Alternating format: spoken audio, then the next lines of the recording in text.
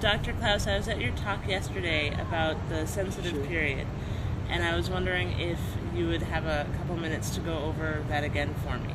Sure. You know,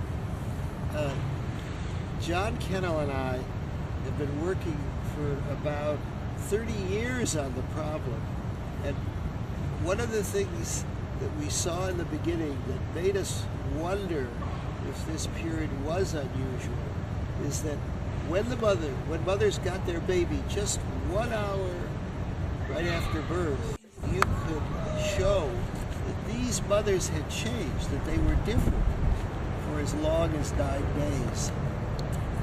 And we've never seen this. They were much more responsive to their babies.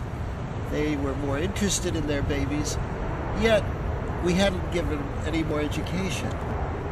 And then when the new studies came up related to, say, mothers having support during labor, and the South African group, seeing that those mothers were less depressed 6 weeks later, we began to see if mothers had their babies 6 hours on day 1 and 6 hours on day 2. You remember down south, Susan O'Connor's data, there was less child abuse in the next 17 months, and the study was randomized.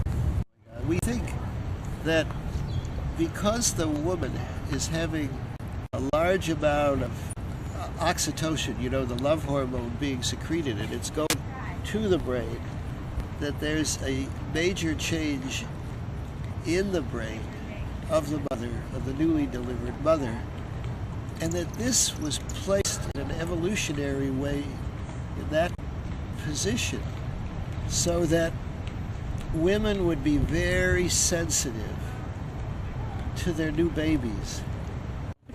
So they have to begin to take in the baby because each baby is different.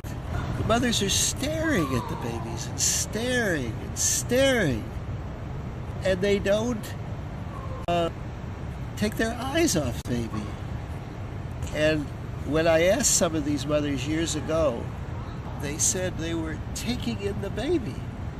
And I didn't quickly realize what this meant. It means that they're incorporating, by watching their baby closely, the needs of the baby. But what this means for physicians and nurses and doulas is that you have this woman who's like a sponge. And the more caring we are of this woman, she incorporates that care that we give to her, and it becomes the care, the quality and the kind of care she gives her baby. And I think that what stimulates this especially is the doula. Okay. Because when the doula holds the mother and rubs her back, and even though the labor takes 6, 8, 10, 12 hours, you don't leave her. Right. Then you're with her, and even though you're exhausted, you stick with her. So very few people have ever been cared for like that. So she starts to feel very warmly towards you, and then she takes in the way you cared for her, your gentleness and your caring, and then she applies this to the baby. And the more caring we are, she rises. 6 weeks later and 2 months later, she's still different. So she incorporates your qualities, but then applies it to her baby. That's amazing. If you have your baby right after delivery and it never leaves your bed, those women in 3 different countries less often give up their baby. Right. Now, in Sweden, there's a woman, Kirsten Uvles Moberg, who has an idea how this works. Okay. That right at the time of delivery, you have a lot of estrogen receptors in your brain for oxytocin, and you get, in a sense, an oxytocin high. where you're relaxed and open to new things. But I think that just as when you're in a sensitive period, it means that you're mobile emotionally overall, so that if you had a traumatic birth, you didn't have a doula, or somebody was mean to you, it can be destructive, hurtful to you.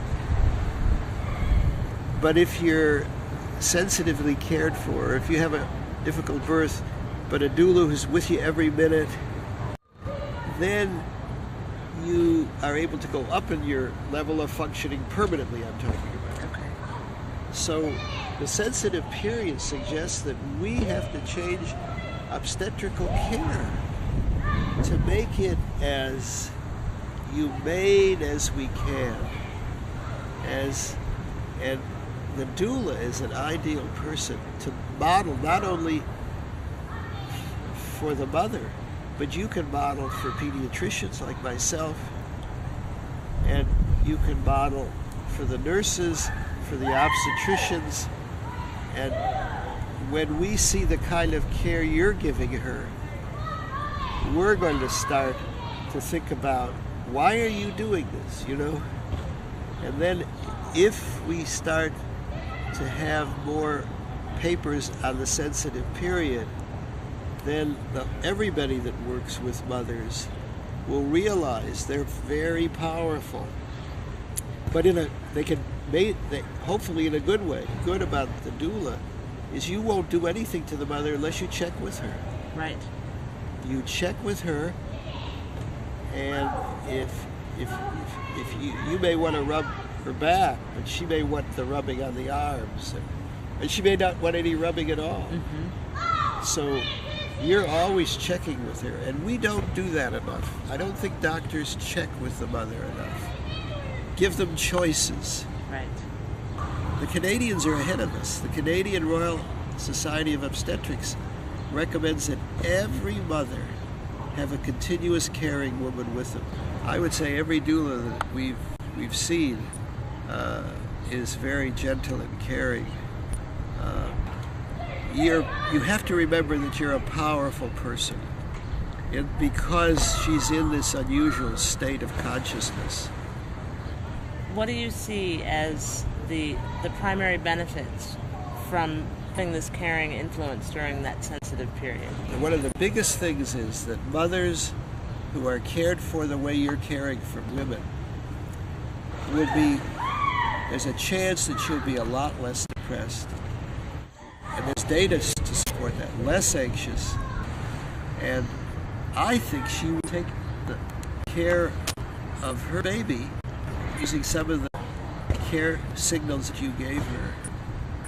I visited a close friend some years ago, and I was surprised that she did this well with 2 active twins. And I asked her, how did this all work out? Because I knew that you like to keep things in order, and babies don't keep things in order. She said, well, when I had a doula for the twin birth, doula was just wonderful with me. And when I got upset, she became more relaxed and tried to help me through it.